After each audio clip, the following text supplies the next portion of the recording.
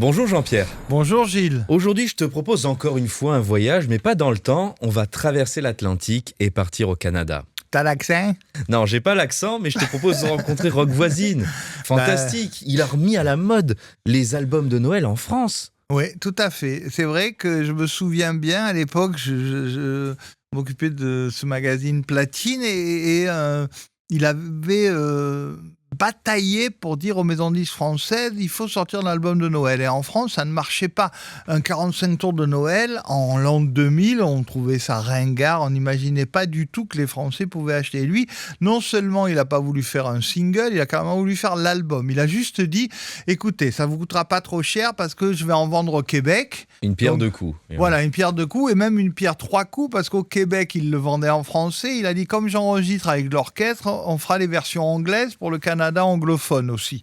Donc, il l'a sorti au Canada anglophone en anglais, au Québec en français et en France aussi en français. Et donc, ça a été...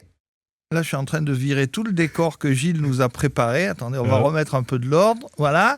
Et donc, c'est vrai que ça a été un gros carton parce que je pense qu'il a fait des chansons de Noël de toutes les époques, y compris les dernières, parce que c'est vrai qu'on a oublié, mais John Lennon et Yoko Ono. Voilà, Happy Christmas, War is Over. On est en 71, c'est ça. pleine guerre du Vietnam. C'est un... Oui, voilà. C'est évidemment le problème de Lennon et Yoko Ono. Lennon mourra en 80, 10 ans après. Les Beatles se sont séparés après Let It Be en 69.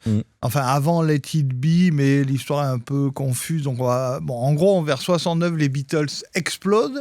Et Lennon va faire Imagine, qui est un énorme succès de Lennon, qui marque l'année 70. Et en plus, il va faire avec sa compagne Yoko Ono cette chanson « La guerre est finie, War is over », ce qui n'est pas vrai du tout, parce que le Vietnam bat son plein. Mais c'était histoire de faire la trêve. C'est oui, pour ça, c'est ça. C'est un peu... And this is Christmas and Happy New Year. Une chanson vraiment qui sera reprise aussi beaucoup. Elle va devenir un standard. Et même en français, tu le savais ? Non. Par Marie-Myriam sur son album de Noël.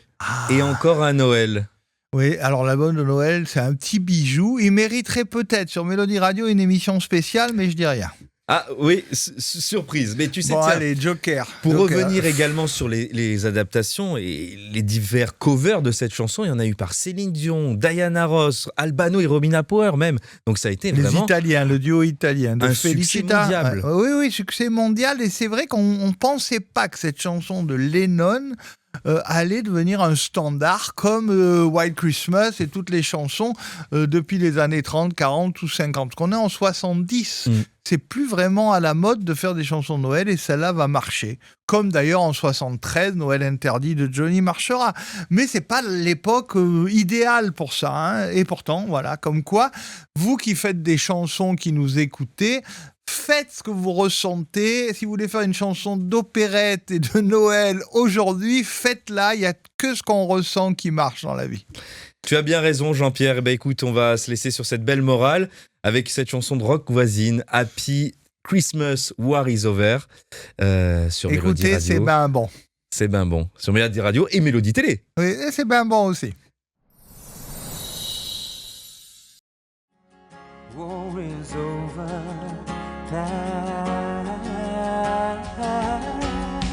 So this is Christmas. Hope you have fun.